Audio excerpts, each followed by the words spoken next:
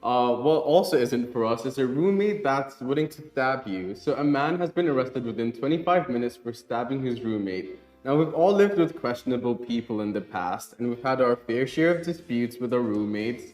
But this guy gets the cake. So after a dispute that he had with his roommate, a man stabbed his roommate multiple times with the attempting to murder him essentially over financial dispute. Okay. What?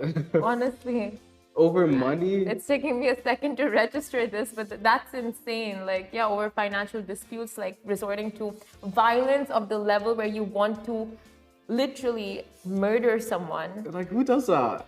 Yeah. So the Al Qusais police CID team rushed to the scene after receiving a call that a 32-year-old Asian worker had fled the scene after stabbing his roommate, and within 25 minutes of the crime, the man in question was captured. Now, the man was found with his clothing filled with blood and confessed to the crime, but also admitting to throw away the knife. By the time the authorities got to the victim, he was in critical condition and was rushed to the Rashid hospital. And that is so concerning and scary, honestly. I mean, I stay with roommates and I've had like a year. I mean, like in the last 2 years, I've changed multiple roommates and it is so alarming. You just don't know who you're going to end up getting stuck That's the with, their thing. personalities and all those things. So, That's my biggest concern. Like, I've always lived with friends, so it was always a calm situation, you know? Like, you'd have fights, but one of my roommates I had for 4 years was my childhood friend when we were living in England together, and it was completely fine. We had our arguments, but we were like brothers. But to get to the point where you're stabbing someone, and me and my friend had financial disputes too. Yeah. Like, we'd always borrow money from each other and make it a thing, you know? And it wouldn't even be that much, but no one was stabbing anyone. And it's really scary that yeah, when you don't know who you're living with, that is true. you don't know what you're basically exposing yourself to. That's a really scary part. But of course, if you are getting roommates, there are so many ways, not so many, there are a number of ways you can protect yourselves, like drop a contract, make sure everything is transparent when it comes to the rent and financial stuff. And, you know, personally, I always have the thing of like not borrowing or lending with friends because it just gets messy at a point.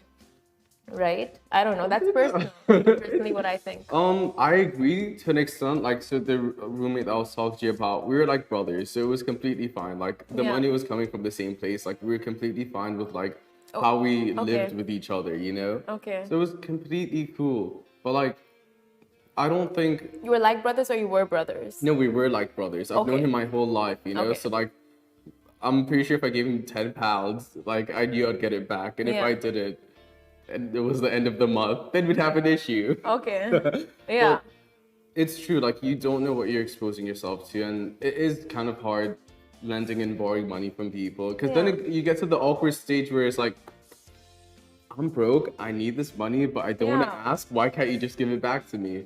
So that does happen. I feel like it is a messy situation, and that too, if you're moving to a new country and you're starting a new life and you're moving in with people you don't know, you just have to make sure you have contracts in place to protect yourself if and when times like this arise, like situations like this arise. So you want to make sure you're prepared for them. But we move on to our next story now. The UAE is being deemed as the